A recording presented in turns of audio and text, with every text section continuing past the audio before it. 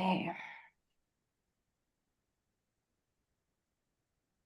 So we're going to start. I'm going to start with sharing. Good evening, everybody.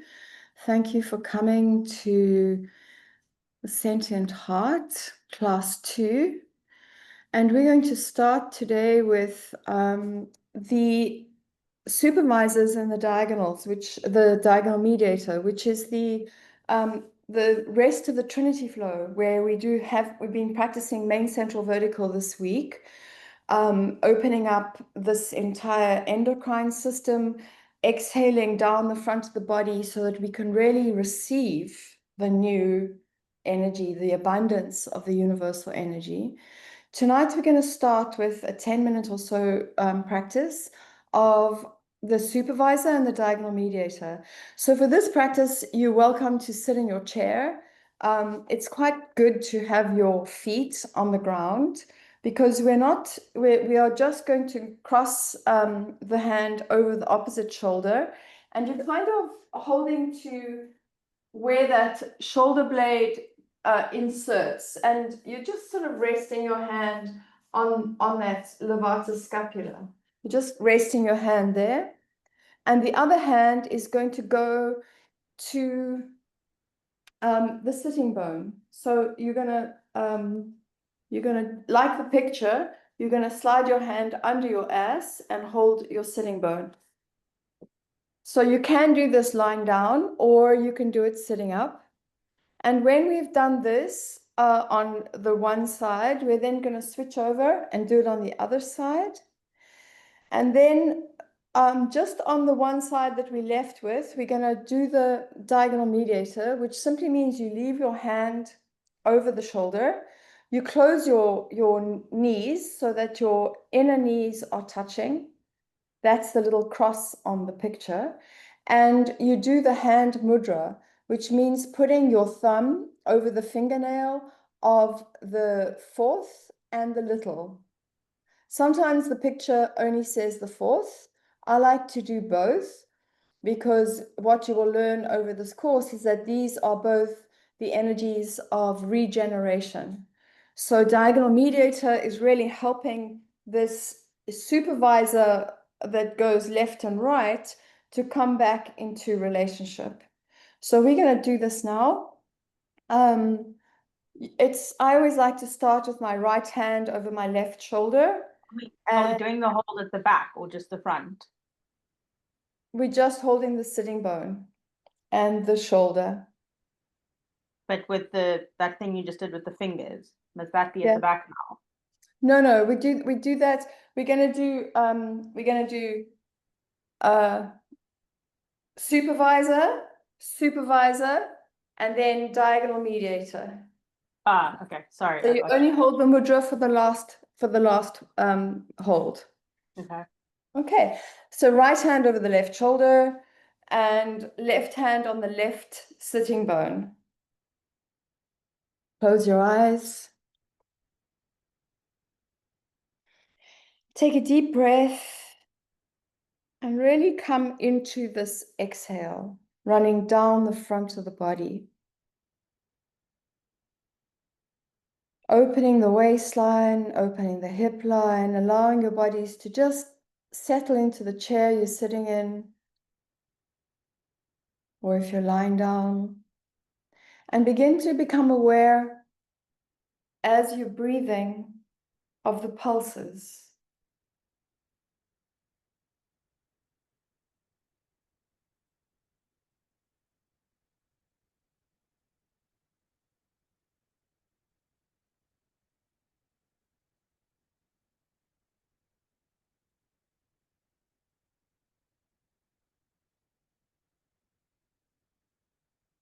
Under your fingers, under your fingertips on your left and right hand, you will start to feel the pulse.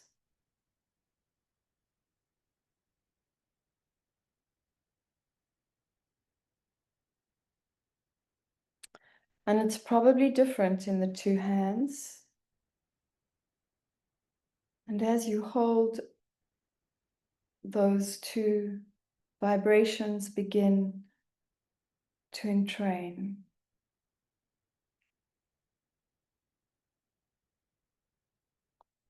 So remembering there are only 3 things to do with Jinshin Jitsu. The first is breathing down the front, up the back, completely emptying out so that you can receive the new. The second is dropping the shoulders, letting go all tension, muscular tension, mental, emotional tension, tension sitting in the body for all kinds of I musts, I shoulds, I have tos. Just releasing yourself into this moment, this present now. Everything else can wait. Here I am in my body now. And the third thing is, am I being the smile? No judgment, no preferences, no outcomes, no expectations. Simply listening. What is the music moving in my body now?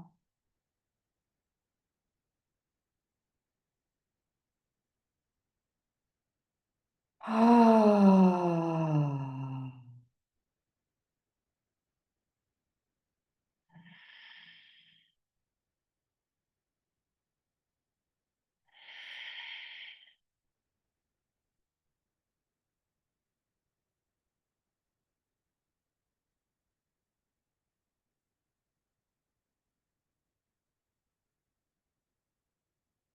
Holding the back, the sitting bone in the back, helps the front.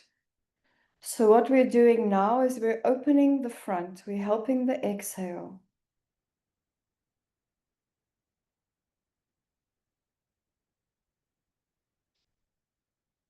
And everything begins with the exhale.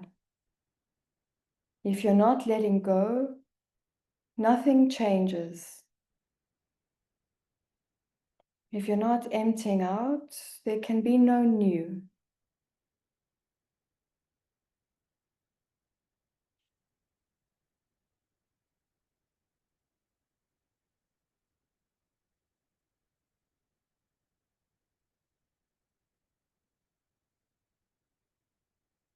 Emptying out the energy of generation down the front builds the body.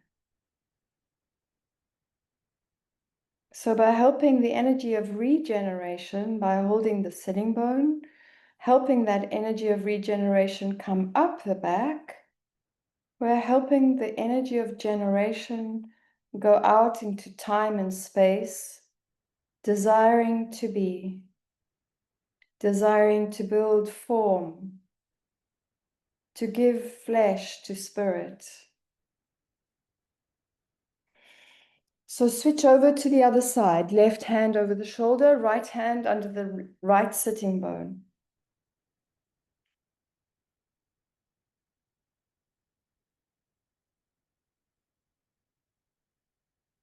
As you settle in, you become aware of the breath moving down and up, emptying, creating space.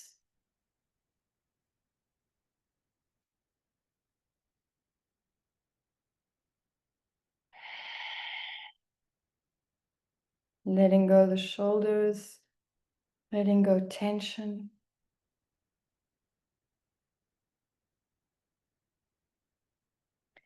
And feeling into this movement of energy, light. Our bodies are made up of the light of heaven. And you can feel that pulse in your fingertips.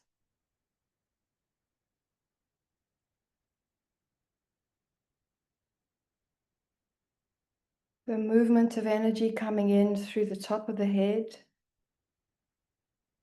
and dancing down to create the 5 depths of the manifest form.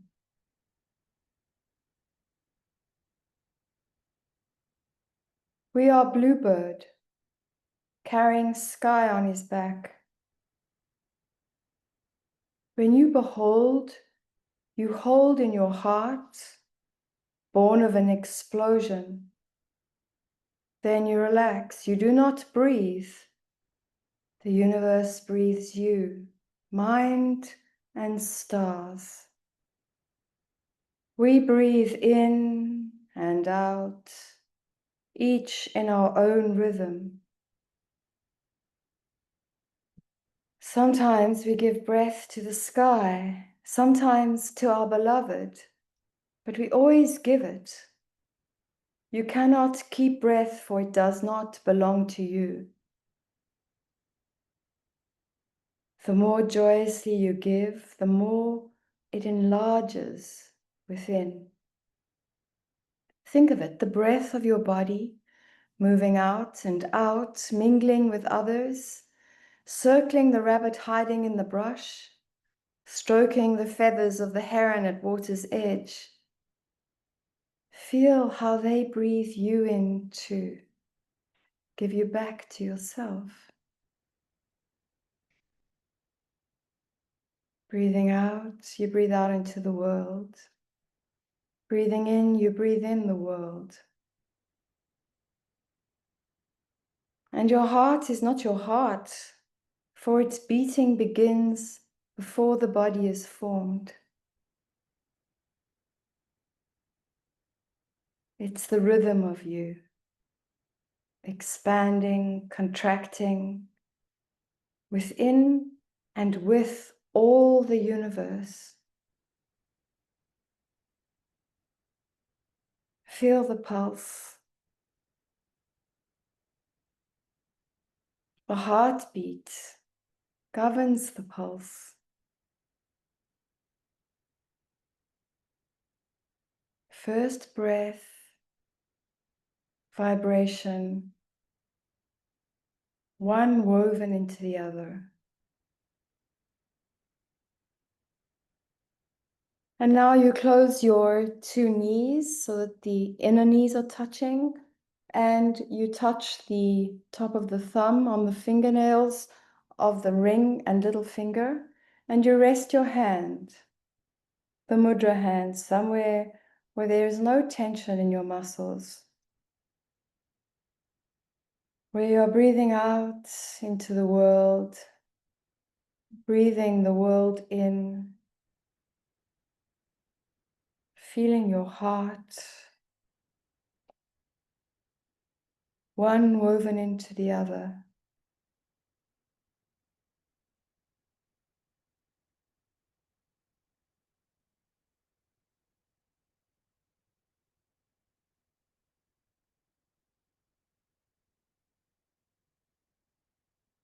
Diagonal mediator weaving supervisor left and supervisor right back into relationship,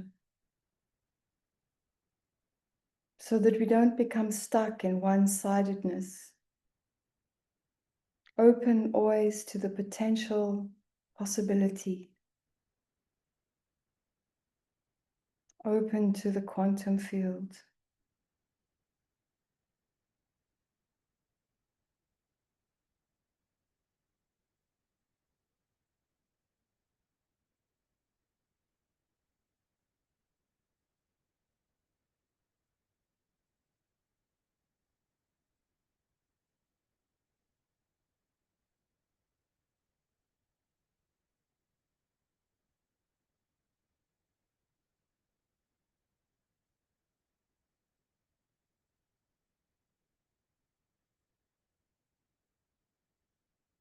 With our breath, we enter into relationship with the universe.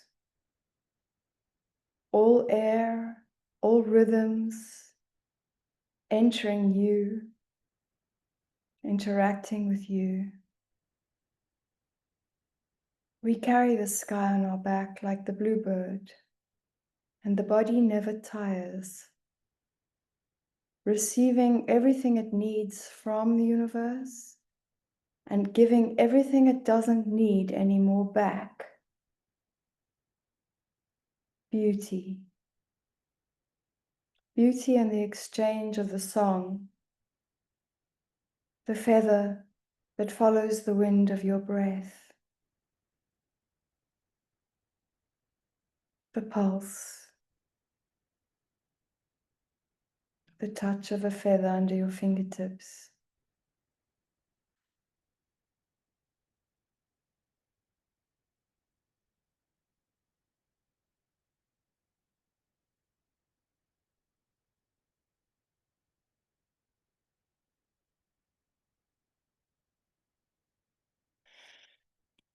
So sometimes when you do main central, coming down through the front of the body, you can then do the supervisors and diagonal mediator.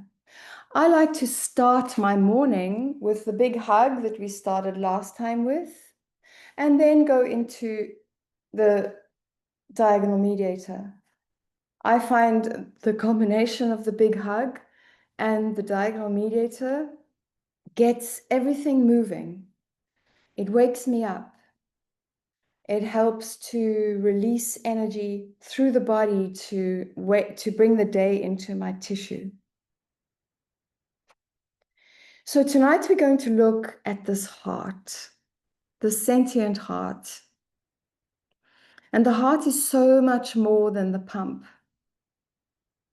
Are we coming back?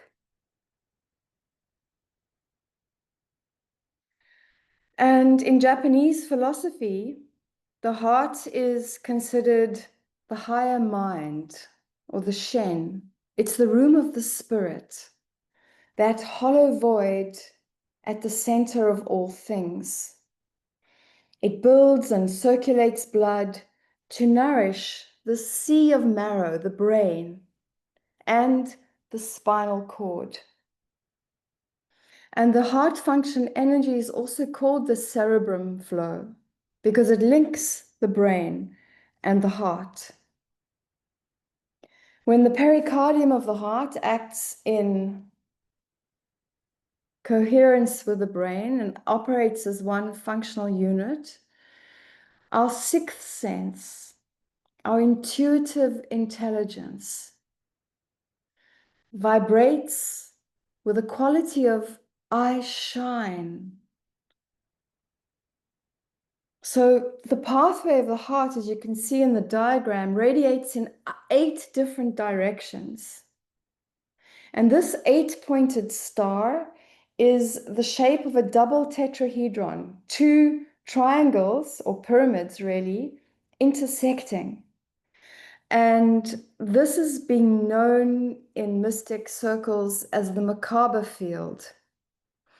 When you activate your Merkaba field, this double tetrahedron, spinning it in 2 directions, it activates your subtle light body so that you can travel into other dimensions.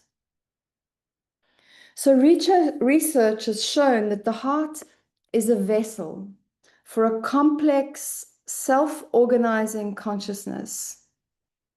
And it communicates with the brain and the rest of the body in 4 major ways. First, the one we're most familiar with, biophysically. The blood is pumped through the cardiovascular network of arteries and veins. And the pressure that you experience when you feel your pulse on your wrist or in your neck, this pressure is communicating a host of information to the rest of the body. It's got a large electrical voltage, and this creates a response in brain cells. And also, as that circulation is going through the body, it squeezes the other cells as it passes by. And then, little known is that the heart also produces hormones. So it's a major source of biochemical interactions in the body. And perhaps the most surprising hormone is oxytocin, which it manufactures and releases as much as the brain. Oxytocin is the hormone that makes us feel happy. Pregnant mums are flooded with oxytocin. So working with the heart energy and the heart field establishes a much deeper resonance of happiness in the body. And neurologically, the heart is also communicating with the brain through nerve impulses.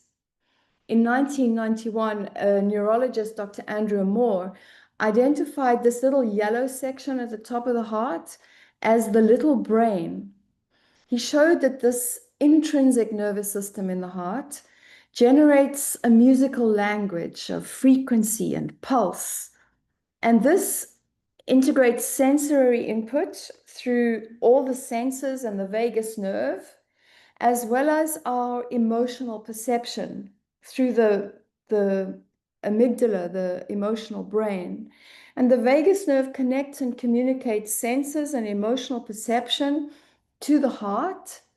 And the heart then senses, processes, remembers, even makes decisions independently of the brain. And it's sending more signals to the brain than the brain is sending to the heart. So our heart is in essence the governing information or intelligence in the body. And it profoundly affects the way we perceive our reality, the way the brain functions, our performance in time and space, and our emotional experience. And fourthly, the heart is a vortex generator. It creates these magnetic fields. Every time the heart pumps and beats, this magnetic field is going out in this donut shape in a toroidal field as a powerful self-generating, self-designing generator. This field, this electric field that can reach up to about 5 meters beyond us, puts out 60 times more electrical activity than the brain and 100 times more magnetic strength.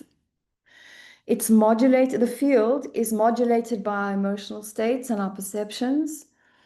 And these frequency spectra are busy synchronizing all the cells in the body, directing all the bodily systems, and sending impulses to motor, to our extremities and to all the motor systems in the body. So if we are existing inside, if the heart is creating for ourselves this field, then information about my psychological and emotional and spiritual state is continuously being transmitted into the field around me.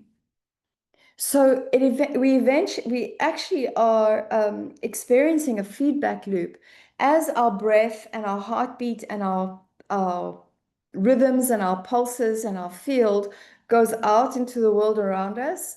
We are also receiving biologically relevant information from the field, the Earth's field, and from other living things and the fields that they create. So we're living inside of a global field environment that is continuously interacting, sharing information through rhythm and pattern. I mean, you can feel this when your pets come in the room. They know immediately what's going on with you, or other people who are sensitive and tuned in with you. Sometimes it links people in surprising ways. I always know, for example, when my mum is not feeling great, or or something is going on with her, and I'll phone her and she's like, "Oh yeah, yeah, yeah," you know. And these fields are providing us with all kinds of information when we start to learn how to pick that up, because they are holographic. So this means that information is distributed throughout the field, and it can be accessed from multiple points, from any point in the field. And they are also morphogenetic, meaning they have a kind of built-in memory. So previous experiences will guide conformation, the way that our bodies come into shape. As memory accumulates And as we share memory with other beings, we start to build reality through a kind of morphic resonance. A guy called Rupert Sheldrake did a lot of research around morphic resonance and these fields that are able to generate form and shape. He did one of the experiments was rats who, in places far away from each other, they weren't in any kind of physical environmental contact.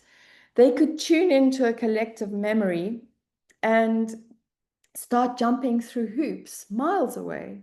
And this is also known as the 100th monkey syndrome, where monkeys started smashing open coconuts on a little island far away from any other monkey. And suddenly, after 100 monkeys were doing it, all monkeys around the world could now know how, through collective memory, how to smash coconuts to open them. So if every atom, every living atom generates a torus field, and so trees, weather systems, planetary bodies, galaxies are all exhibiting this toroidal structure, many of these fields interact and interconnect in a kind of cascading system. And so the world is a web of evolving relationships where patterns emerge through interaction and feedback. In ordered systems, things are placed in a predictable way so we can learn and we can apply rules. And in complex systems, the things that are not predictable, don't have a place, we have to then start to navigate our way because of the patterns that we perceive. Sangoma, a friend of mine, Nicola Robbins, wrote, in Southern Africa's Ngoma system, diviners stay in conversation with interconnective presences who attend to the flows of meaning that binds the worlds together. These spirits function as channels through which these feedback flows amplify relational sensitivity. So diviners help to keep people in touch with this emergent, non-linear, and unpredictable system. And what arises through relationship between us can never be controlled. We have to always be open to what is arising. So these fields are modulated by rhythm, by pulse, by vibration. And we know that when we get emotional, those rhythms and patterns and pulses can get quite triggered and quite kind of discoherent. So Jinshin Jitsu is a practice, like in all of nature, where two things come into close proximity. They start to pulse at the same pulse. They may come in different, but as they come closer and closer and resonate, they start to entrain. And as they oscillate coherently together, they may unload a whole lot of tension as they slowly find a silky kind of dialogue. And this is this pulse that we are after when we are doing our practice, when we are listening. It's this silky, coherent, deep, flowing pulse that has got, it's not too loud, it's not too soft. And this is called harmonic resonance. It underpins a lot of intercellular and intersystem communication. When we're in this awareness, a heart-centered awareness and a rhythmical, coherent pulse, it stimulates DNA in each cell to emit biophotons that are coherent also. And so healthy cells have been measured to emit up to 100,000 photons of light per second, conveying this information that this light is carrying, coordinating thousands of biochemical reactions occurring in all our cells in real time, and also repairing effects both across networks across morphic fields and even at a distance. So sometimes you can also do, for example, Jitsu or meditation with people who are not in your proximity. But because you enter a kind of morphic resonant field together, that pulse that, like we are, the pulse between us creates this kind of resonance. So when our electromagnetic systems are disturbed by it, galactic weather, by a lot of exposure to computers and televisions and cellular networks, to when we are in electromagnetic fields that are disturbed, the biochemical activities of the cell can be disturbed. And this can lead to all kinds of functional disorders and disease. So, where we attempt to improve our health without paying attention to light coherence, it's really just some kind of fix, a temporary patch, until we start paying attention to this rhythm, this coherence, this field. We're not really attending to the way that the light body comes into time and space. And when groups of people come together and sit in harmonic resonance, the heart's field is amplified over 5,000 times. And I mean, this has been measured by an institute called the Heart Math Institute, by various meditators, by Buddhists all around the world, where they know sitting in groups in a particular time together and resonating and building this heart field creates all kinds of changes and transformations across the planet. It can improve our biological health. And also, when we sit together in global events, it can have an effect on the Earth's field and the Earth's health. And where events, global events, create negative responses, and where we have media feeding all kinds of negativity, and people's electromagnetic systems get into all these kinds of discoherent states, those can create planetary stress waves and therefore disturb the information that's being transmitted. And in cases where love and compassion are generated, we are creating a global coherence wave. And these are literally like standing wave weathers.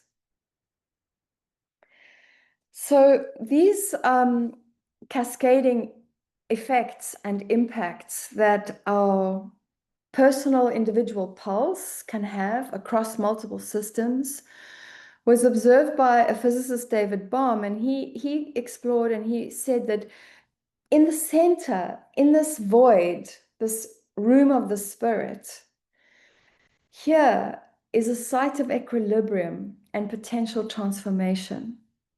And so each safety energy lock that we're going to be working with tonight and across the next few classes has at its center a bull's eye, this site, this hollow site that creates the potential for pulse to come into coherence.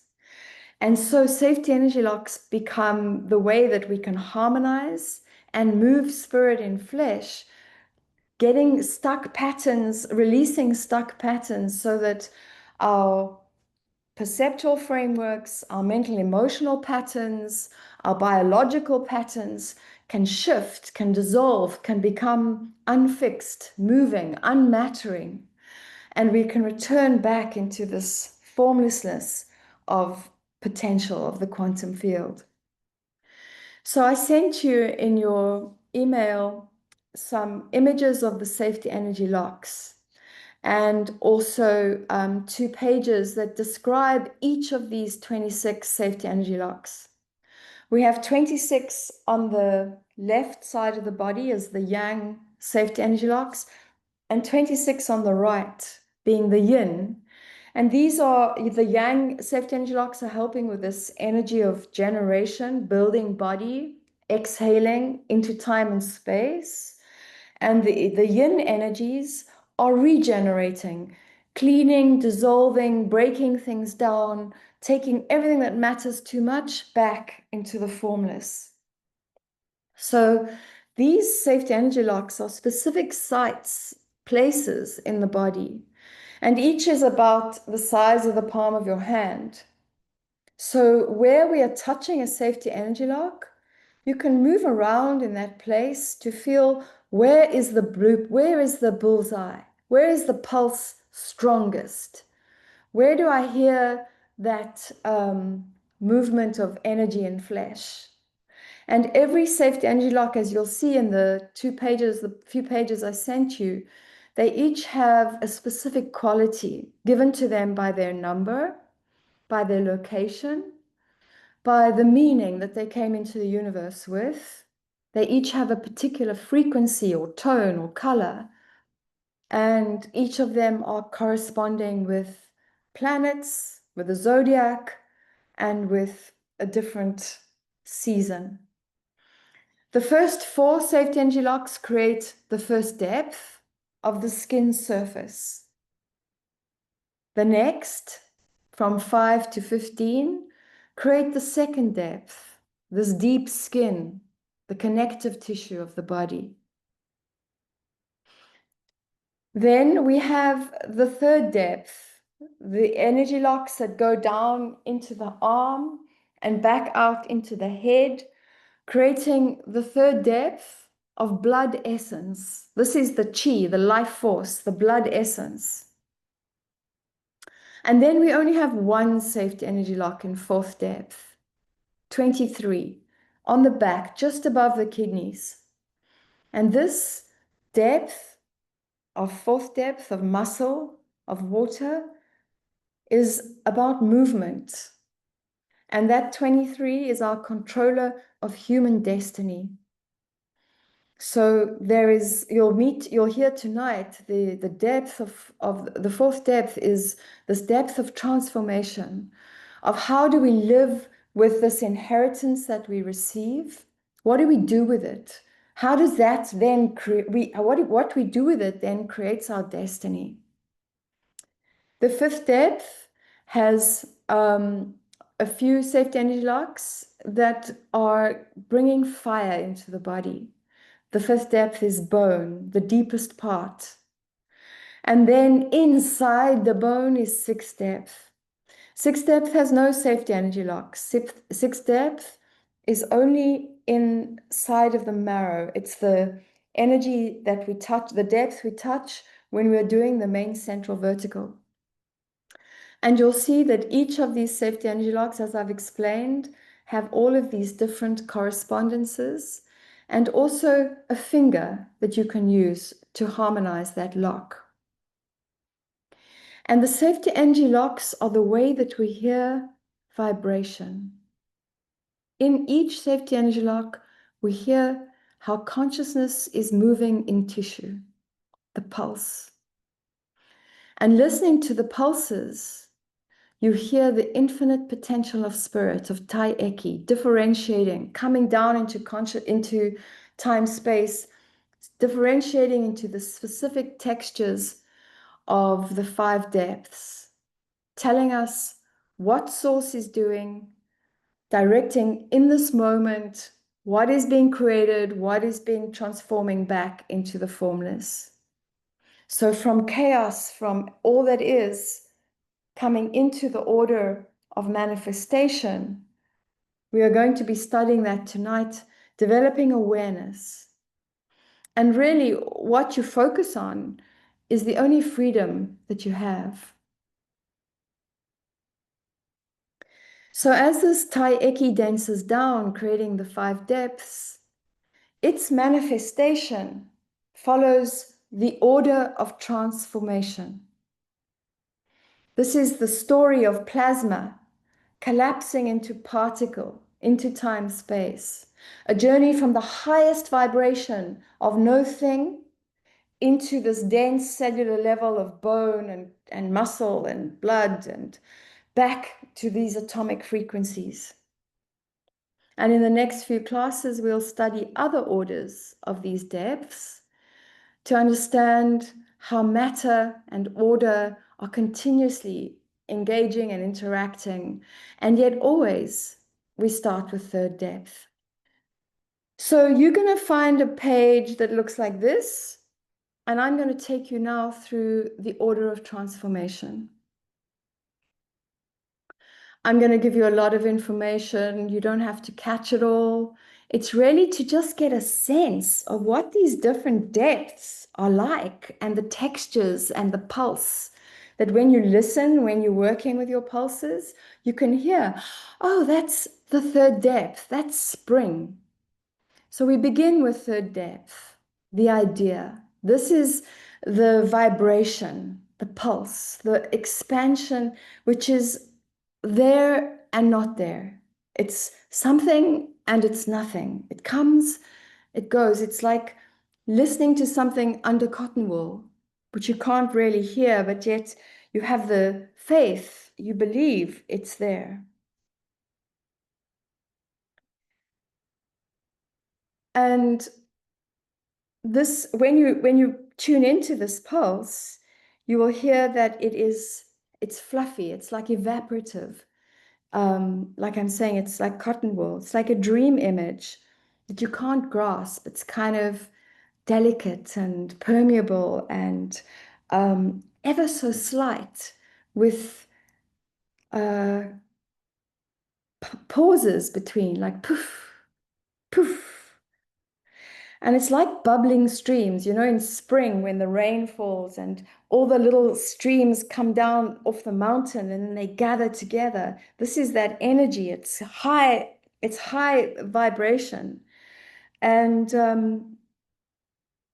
this is the kind of vitality that you can hear. The third depth is all about blood, and you can hear the essence of blood, this pulse in the blood. This is the energy of third depth, like wind. It's kind of blowing through the tissue, like a evaporative, dispersing wind. Sometimes it's also described as the the um, the wood, the sap rising in wood, and the sap is like the blood. It's like the diagonal mediator also. It's this nourishing energy that rises up in the spring to feed and nourish the plant, like the wind that kind of blows to push out the old air of winter, and it comes in spring in Cape Town at any rate, to blow. The Cape Doctor blows out that old wind, blows out that old smoke from the winter fires, and and gives rise to this kind of continuous dynamic waiting. And this is the energy that is waiting for something to channel it. So now, why is this stopped?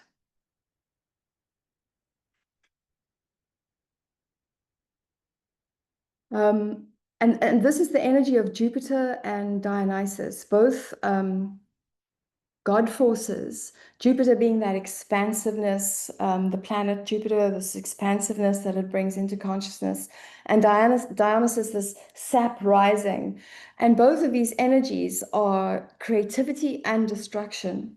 So this is the idea, the first pulse, the idea, which when it's sparked by eighth depth, comes into the body as this kind of creative pulsing vibration to uh, to push through, to provide visions, to give us creative inspirations.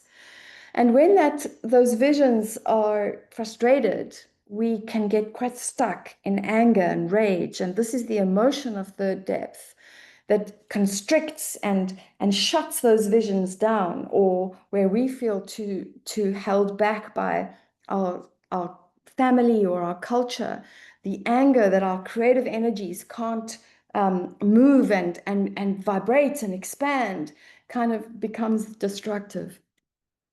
And then we land up with deep fatigue and a real disconnect from this eighth depth, the soul energy coming in through the idea. And at a certain moment, this idea will start to pull one thread. We heard this last week also, that the idea will travel in the desire to be will pull a single thread and move in a direction. And this is this pulling thread of the fire that goes to the bones of us.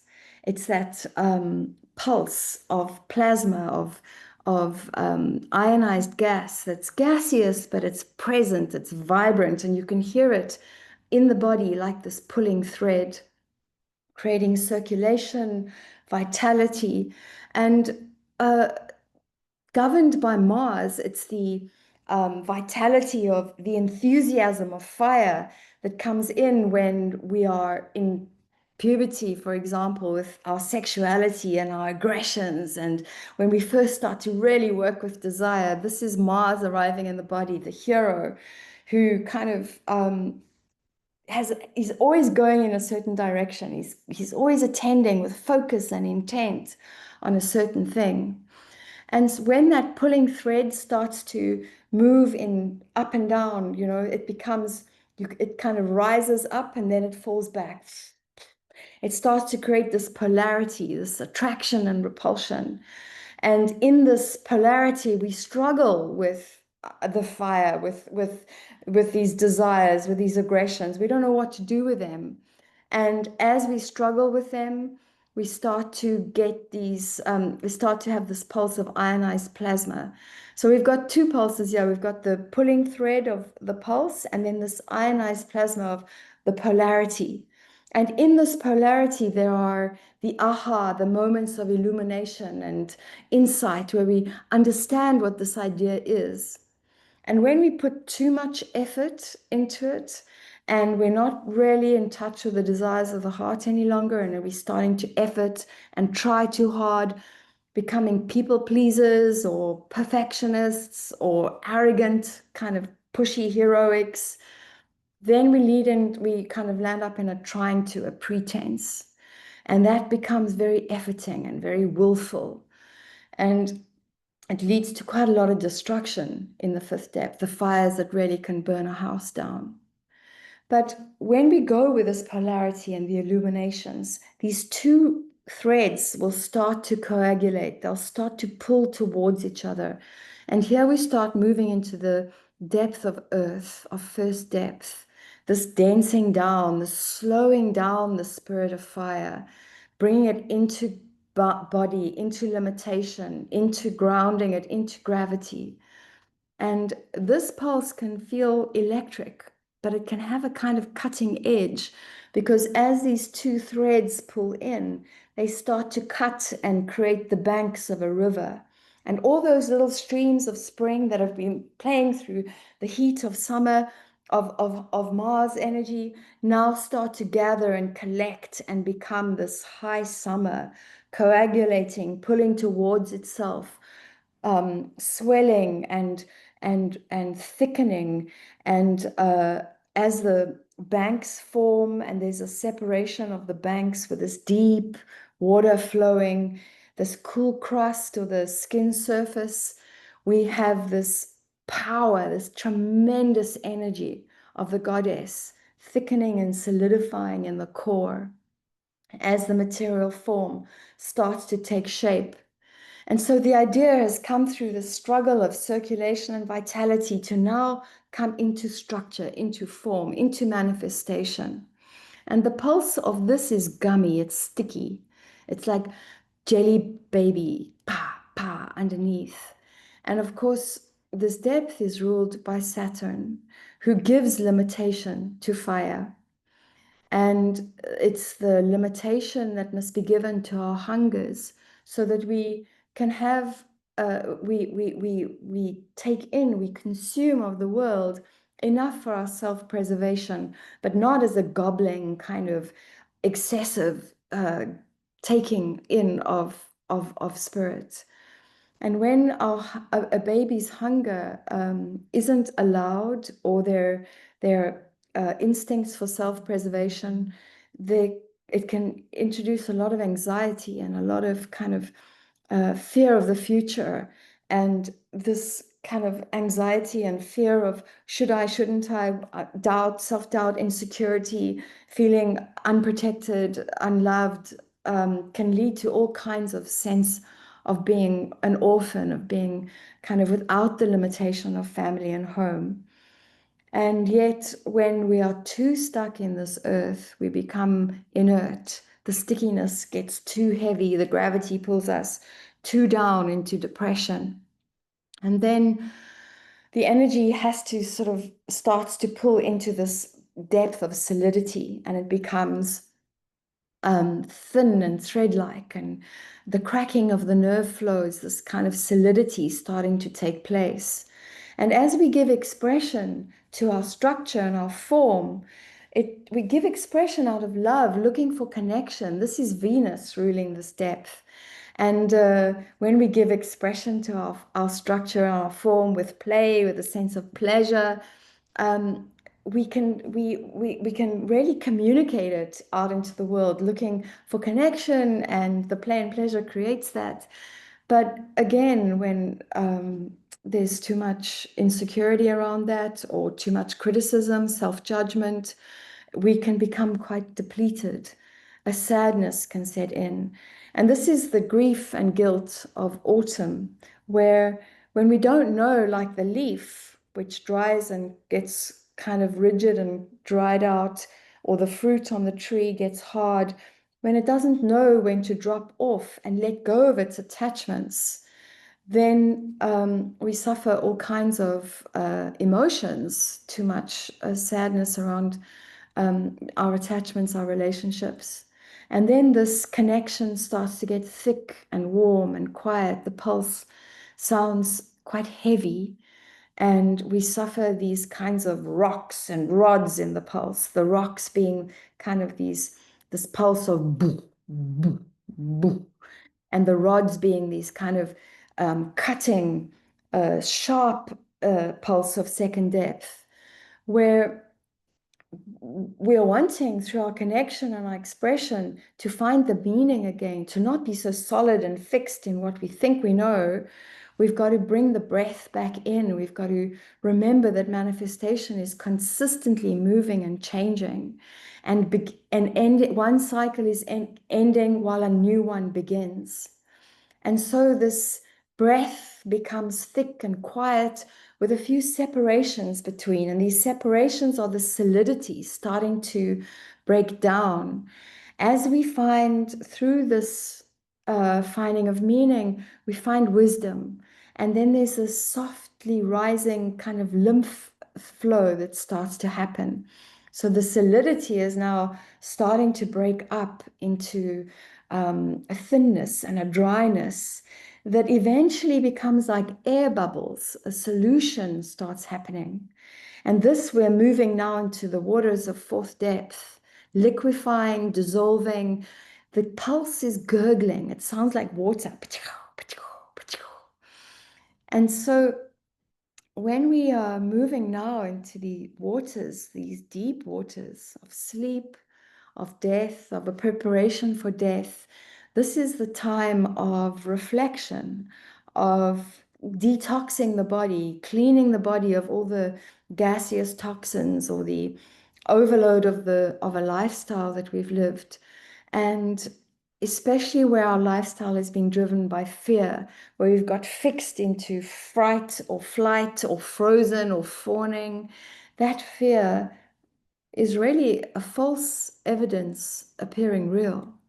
And so we have to see what's false in what we take to be real. And these pee bubbles that we hear in the pulse at this time, this toxic gas that's trapped in tissue, creating bloat and creating all the kind of judgmental autoimmune states and difficulties of fourth depth. This, these pee bubbles are actually the solidity looking to dissolve, to break up. And of course, Mercury is our helper. He guides us between the realities, between the fixed world of surface reality, of consensus reality, and the underworlds where things are not what they seem. And he helps us work with fear to really come back into our sixth depth, into our imagination and faith, that the vaporizing essence, the primordial fire, is going to return us back to soul. And when we start hearing this depth in the pulses, it's present. It's got a fluff, that third depth fluff, but it has tone. This is the silky depth, the silky pulse of sixth depth, of imagination, of faith, that is returning us back through the sun, back into the third depth. And so the reflections of sixth depth, the perceptions of what the moon brings us, our moon times, this is what brings us back to the gaseous quantum field of all things. So we're going to practice tonight a spleen energy. And you'll find this handout in your collection, because spleen is the energy that supports the heart and also collects the solar ethers. So we're working with this moon energy. It's Cancer, it's moon. Spleen receives the energy of the sun and helps to distribute it with the heart through the body to all the organs. So we are going to practice spleen function now. Does everybody have their handouts? Yeah. So you can see just before I go off sharing screen, the spleen energy starts in the big toe. Oh, the spleen energy starts in the big toe and then comes up the leg, crosses over through the pubic bone into the lower abdomen, and then at these ribs, it splits into two parts, and here it creates this kind of umbrella. It's like a big umbrella over the heart, protecting, creating. It's a spleen energy is an earth energy, so it's protecting and grounding and holding, vesseling the heart. This energy, this hot fire, so that it can really come into manifestation. So what we're going to do is you're going to lie down, or you can sit. I like to do this one lying down. And I'm going to take you through this. We're going to hold the inner ankle, but I will show it to you as we go. If you look at the picture, it's going to be the inner ankle, the curve of the ribs, and then this chest part here, and then the collarbone. But I'm going to take you through it. So I'm going to stop sharing now so I can see all of you. Hello, everyone, again. Okay, so find yourself in the space you want to be. And we're going to do a right flow. Well, we're going to do the flow that's on here. So left hand is going to go to the left 5, which is the inner ankle.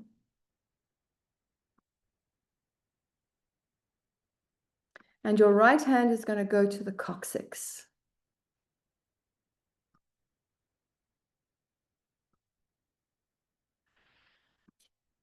So if you're lying down, what I like to do is I like to bring my leg up and rest it on top of my other leg so that I can hold the inner ankle bone. I don't know if you can see that, the inner ankle bone, and my other hand can go on the coccyx.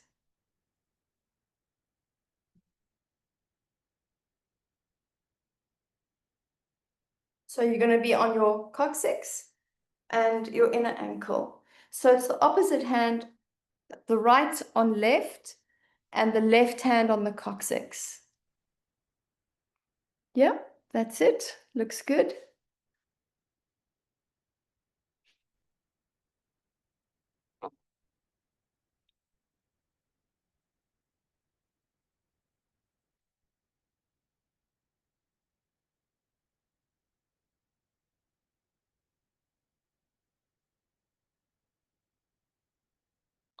So again, if you need any supports for your arms, please put a pillow underneath your elbow so that you're really supporting that arm. So you're not using muscular strength. We want to relax the muscles. We want to allow the body to dissolve.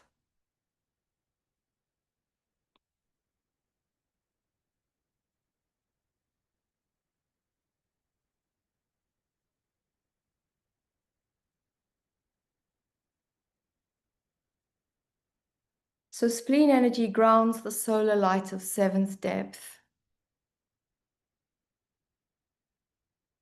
It contains it. It creates a vessel for it. And we receive this energy through the coccyx. So here we are holding the coccyx and also helping the energy come up the back, holding the 5.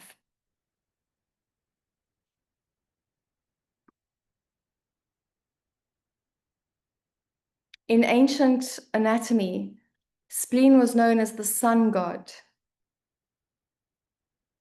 storing the solar vibration, giving spirit the capacity to come into flesh.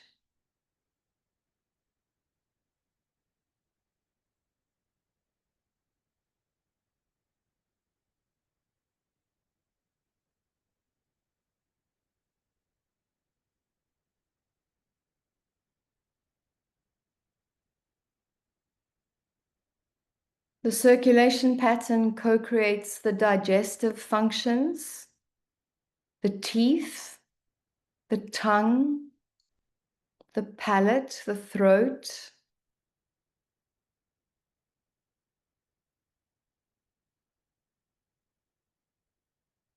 the pancreas, the stomach, the sheaths of the stomach, helping to protect this organ.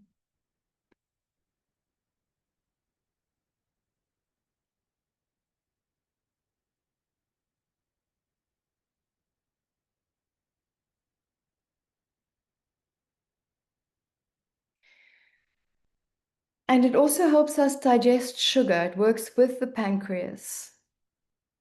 So where we eat a lot of sugar, it really amplifies the kind of heightened state of fire in the body, a false fire, really. And so spleen energy really helps to ground and support and bring that fire into a container again, into its limitation. The spleen organ is also producing white blood cells. And these, of course, are the fighter cells in the immune system. So spleen transports these immature white blood cells to the thymus gland, which is just under the chest bone. And here, quite close to the heart, or next to the heart really, these cells are programmed. It's like the boot camp for white blood cells. And they're programmed in accordance with what we store in the thymus, which is our hurts, all the shocks, all the intimate things of our lives. Thymos coming from the same root word as intimus. So where we are working with our heart to clear all the sensitivities, and we're opening to an intimacy with a world that is not overwhelmed by our personal story. Our immune response in the world, the way we can protect ourselves, is not oversensitive, intolerant. It has a bigger capacity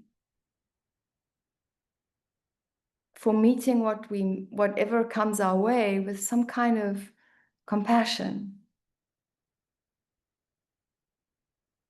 When our immune response is based on the hurts and the confusions of our lives, it's more a fear response than a response of the heart. So working with spleen We're helping to harmonize our feelings, our sensitivities.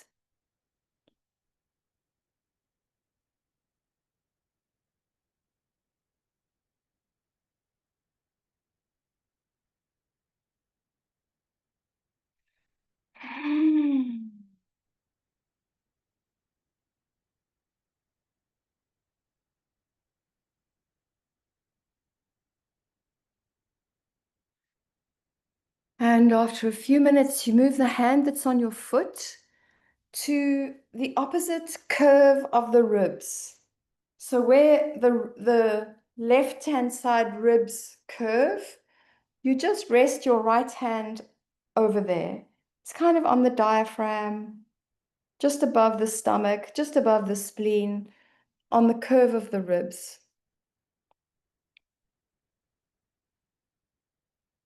Your other hand is still on the coccyx.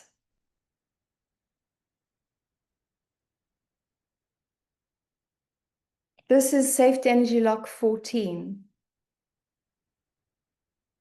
And it's the energy locks we use for metabolizing sugar, or when we are driven by too much of my will.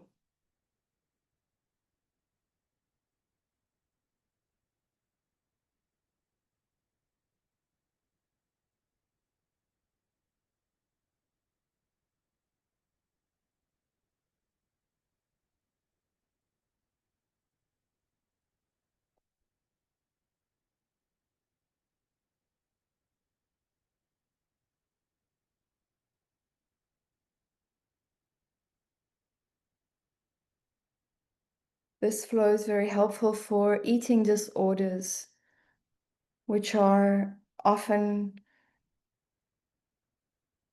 extreme cases of a will that is dictatorial, controlling, demanding,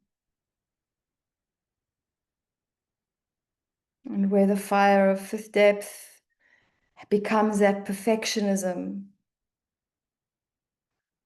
Here, the spleen helps to contain it in a more gentle way, helps the metabolism of sugar and the digestion of carbohydrates be more efficient, more tolerant.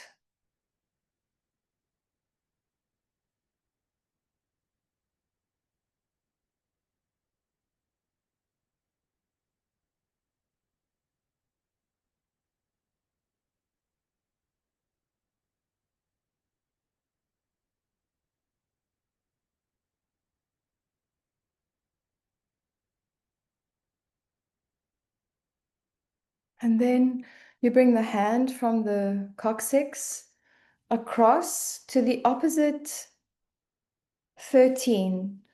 This safety energy lock is about 3 ribs down, sort of in line with the breast. It can be a place where in our menstrual cycle can be quite full or sore.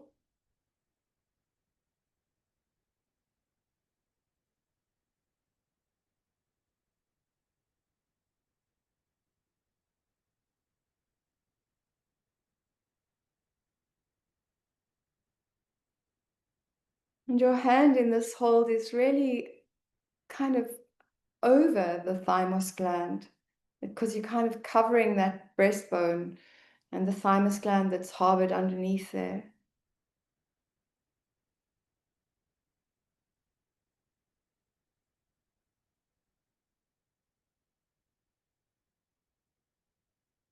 And as you're holding, harmonizing the pulse, you are activating the flow pathway, moving energy through the body, and also distributing the food essence that the spleen energy distributes throughout the body. This is the compressed grain.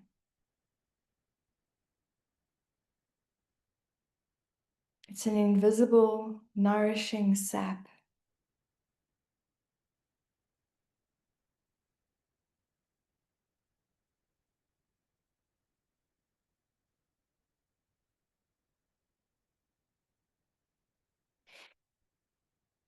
Ah.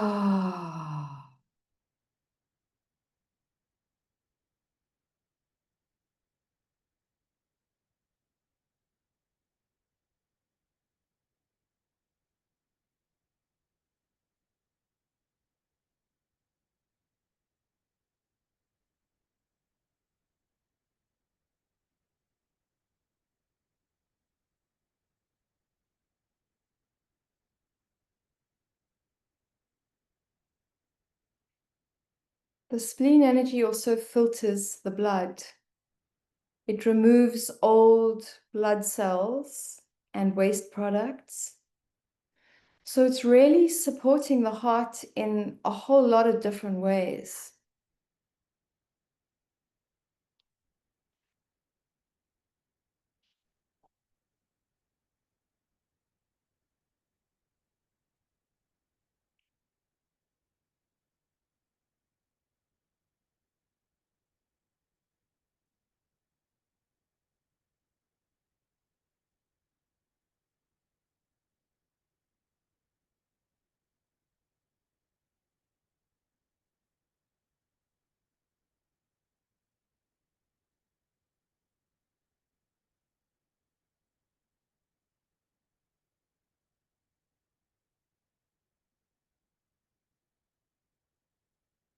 And the last step, we move the left hand that's on the chest to the same side collarbone.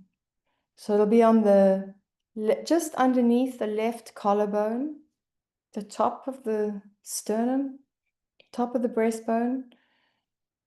The other hand is still on the curve of the ribs. And this is safety energy lock 22.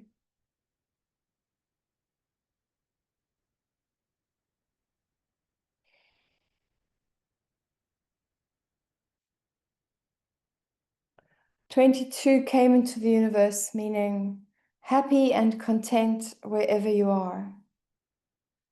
And when the spleen energy nourishes us with the solar ethers and with liquefied grain, life is sweet.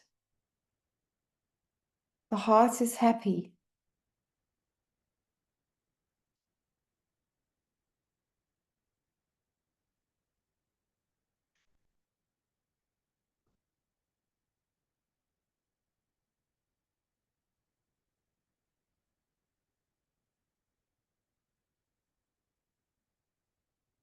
And for the last few minutes, really allow your awareness to drop into your heart, understanding your heart is a receiver and a transmitter, a sensor. Imagining your body as this beacon in the galaxies, interacting with the planetary geometries, creating harmony for the earth, for your body, creating protection. Spleen helps us know that home is where the heart is.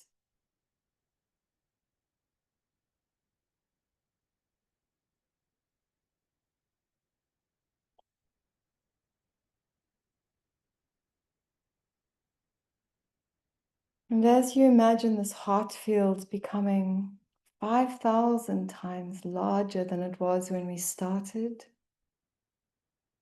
knowing that as you harmonize, there's photonic light in each of your DNAs being emitted, transporting information around your body to heal your body, to repair and regenerate all the systems and cells of your body, of the earth.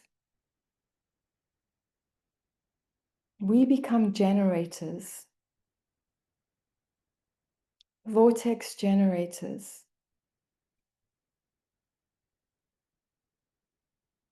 Imagining this macabre field.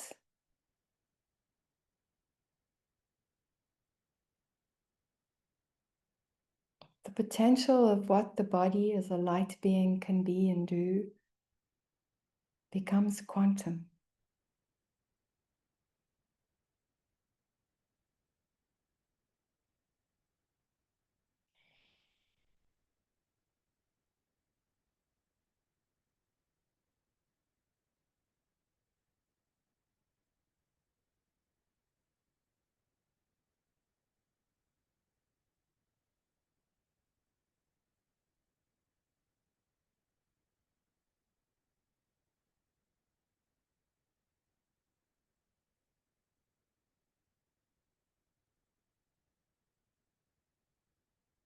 So when you're ready, coming back slowly.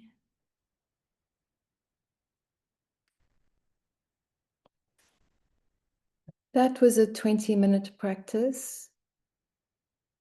I like to do spleen function energy for 45 minutes, for an hour, really dropping into what the safety energy locks are giving, information they're giving me, what the field is communicating, what I'm putting out, really opening to this possibility of a relational universe.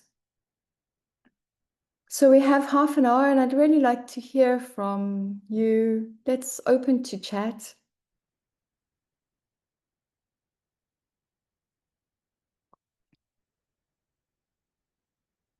It's often difficult to come back from a practice because you feel quite spacey. And yet, one of the things I've really appreciated about this practice over the 20 years or so that I've been doing it is how it's built up in me a capacity for both being gone in the dream, in this like undifferentiated potential, and also aware, conscious, so that I'm not just in participation mystique, lost, gone.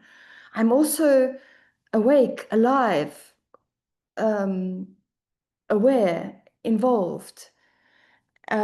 So it is a capacity I'm hoping to build in you where you're not just going to sleep now, but also can talk and reflect and share from that space of the dream. So any comments, questions? How did this flow feel for you? I've got a quick question. Yeah.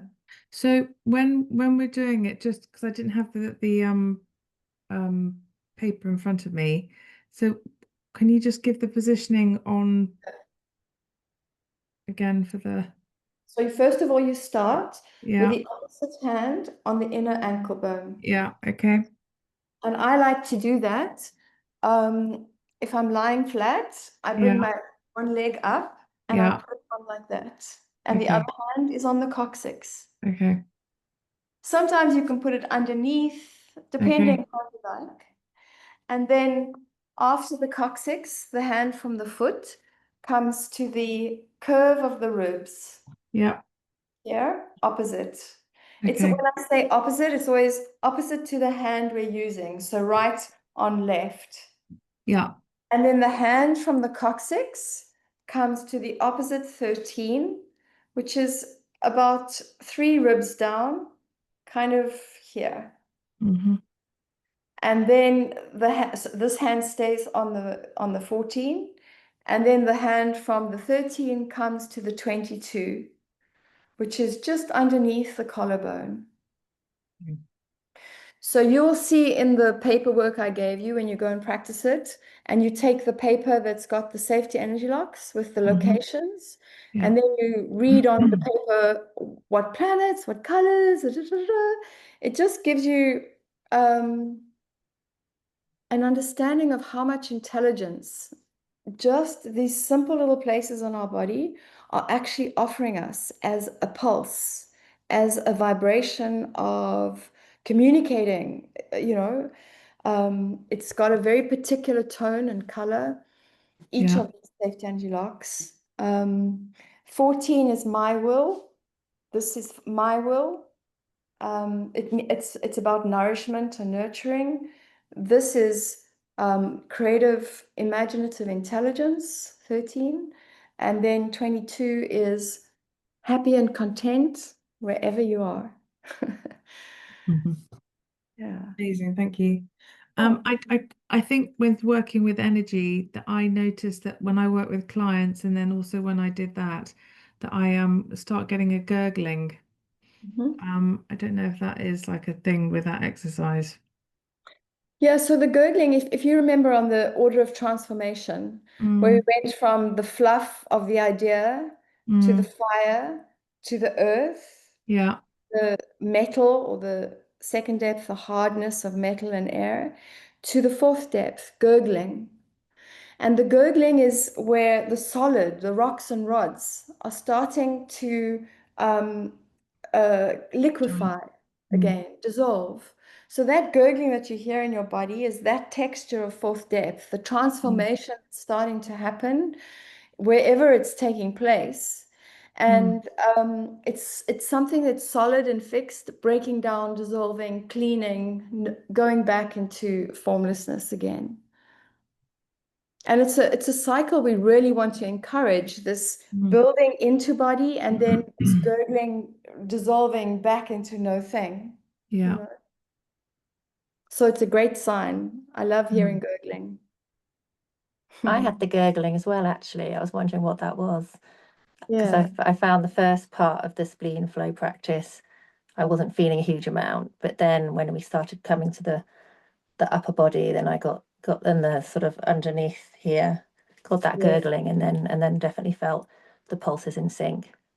So yeah, it's good. Sometimes you can even feel the gurgling in your intestines, for example. You can actually feel things moving and like that kind of gurgling happening. Sometimes it's just gurgling. I don't know where exactly it's what's gurgling, but yeah, it can be in the tissue or in the intestines or anywhere in the body. And when you're not feeling it in the first few holds, sometimes you just have to wait longer. Um, sometimes bodies don't always have the pulse, that fluffy pulse of third depth that is like under cotton wool where you can't quite hear it. It's like that dream that always escapes. Those pulses, you just wait for them. And the pulse is continually changing. It's continually going through this order of transformation.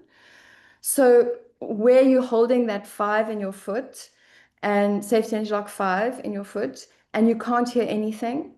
And then suddenly there it is. It's come to the surface because the safety energy lock is vortexing up and down into the deep, into the bone and back up to skin surface all the time. And while you're holding and you're activating because your jumper cable, your hand is busy creating a flow, that vortex is spinning. And then as it's doing that, it's cleaning and building and doing whatever it's got to do through the depths. And then it'll change. And then you'll hear a different kind of pulse in the 5. And then you'll go, oh, that's what's happening now. Now I can hear what source is doing in my tissue, what creator energy is doing, transforming, changing, building, letting go, what it's doing because of the texture of the pulse. Yeah, it's fascinating. Thank you. Sure. So don't worry if you can't hear it. Something's going on. It's always going on. Yeah.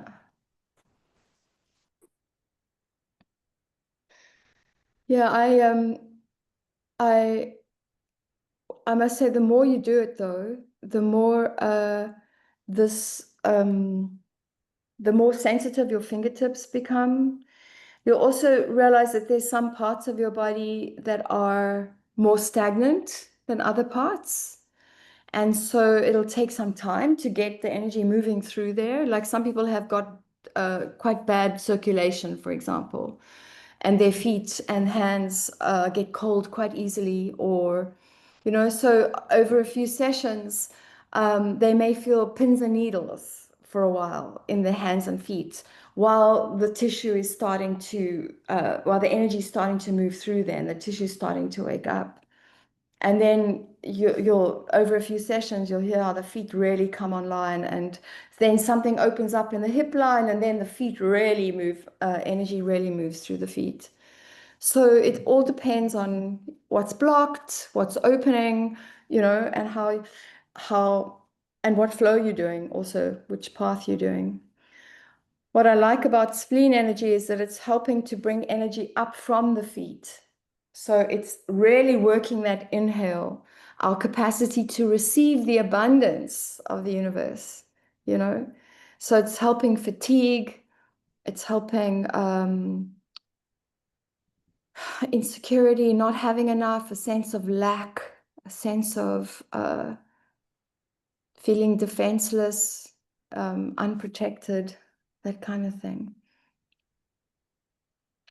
But the one paper that I sent you that's got a whole lot of information about the spleen will explain all of that stuff.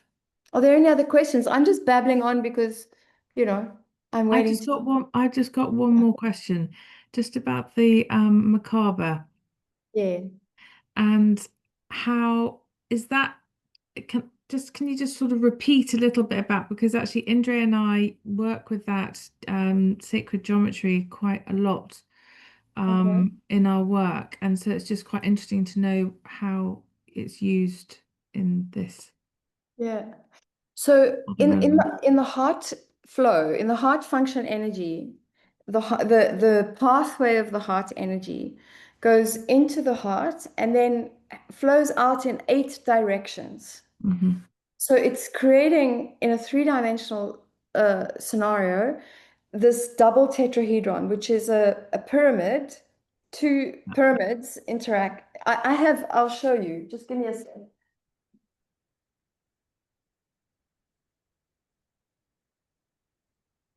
So it's this shape. I don't know if you can see it. Yeah? So it's that double tetrahedron shape.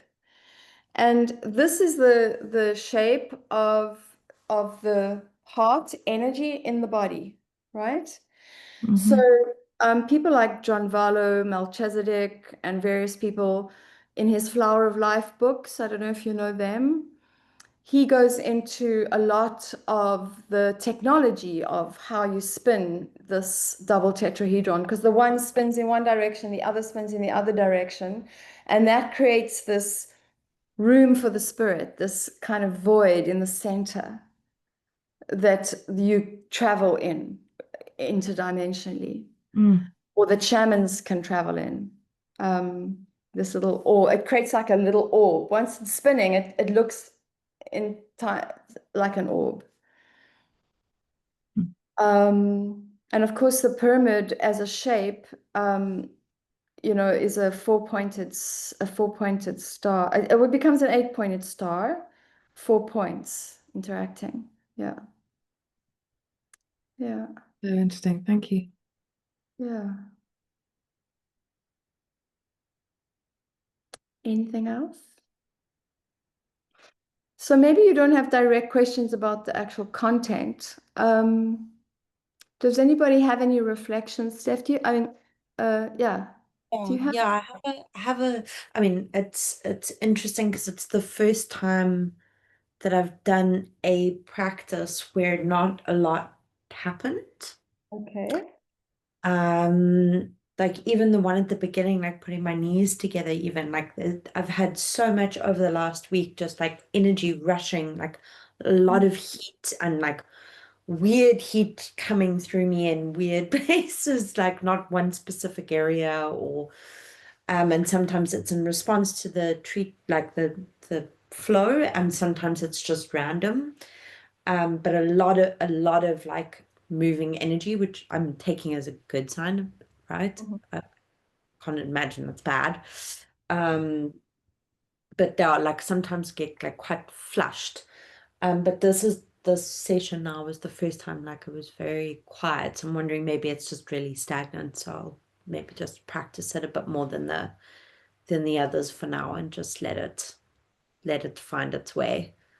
So main central is an exhale, right? Yeah. So Okay. an exhale is always going to cool the body. Okay. So that you're feeling a lot of heat releasing and a lot of kind of is a cooling experience. I mean, you feel the like heat. I'm spitting it out. Afterwards, you're cooled, right? Sure. Yeah. Okay. So the energy we worked with tonight was an inhale. It's the yin, feminine, cool Receiving. energies, receiving energies. Mm. So it's not going to have the same kind of it's Okay. it's not going to Okay, heat so the quality is different, which is why it quality. feels different. Yeah. Okay. Thank you. That totally answers my question. Yeah, and you know Not a lot you'll tune into it differently. Yeah, Oh, it'll very. create Yeah. different experience. Fascinating. The thing of holding your knees together, you know, sometimes it's so difficult online. I wish I was in a room with you so I could show you. But when you're lying in your bed and I suppose it's just over time that my knees just sort of, I just let them fall into each other like that. I don't know if you can see, right? You just let them sort of collapse into each other. And then this is I like to put this under my bum so that it kind of just park it there so that my bum is kind of holding it together. So I'm not doing a lot of work. I'm not efforting, you know, to hold things and do this and do that. You just want to be as relaxed, as easy. If it's difficult, don't do it. Rather find another way to do it. There's always another alternative. You know, there's another way. So prop your hands up, you know, yeah. And if your knees don't want to go together, then you don't have to do that part. You can just do it like this as well. The diagonal mediator. I'll try it lying down, but it was a lot of heat. Like it was just very uncomfortable. It was just an uncomfortable experience. But I'll try it lying down. What, main central or today's one? Today's one.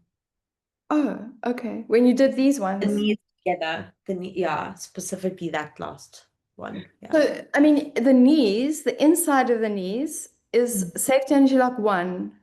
And safety energy lock 1 came into the world meaning the prime mover. It's that energy, it's that hot fire of Eros that animates, that, you know, it gets everything moving, which is why you're doing it with diagonal mediator, because diagonal mediators wants to get everything moving back into relationship.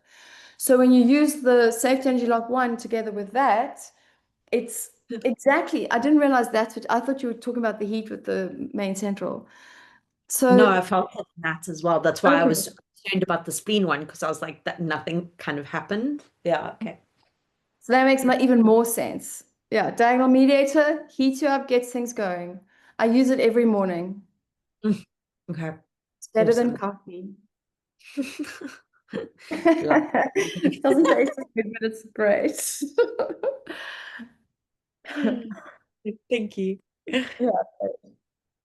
Anybody else? Or shall we just call it a night? Because it's late. Okay, good. So I want to ask a question, but I could also I just want to know if there's too much information, or are you enjoying the content, the level of the content, or should I simplify it for the last 2 classes? And perhaps it's a question I'll put into an email and you can all write back to me. Just so I know yeah, how it's landing for you. You know, if it's too much content and too much detail, then I can pull back and I can simplify if it's feeling overwhelming. But I will put that into an email and hopefully hear your feedback. I see we've lost Madam Skyring. She's gone. Have a lovely sleep. Good night. And may your heart and your spleen rock you this week. May you feel tremendous. The great gifts of shining from the heart. Thank you, everybody. Good night. Lots of love. Good night.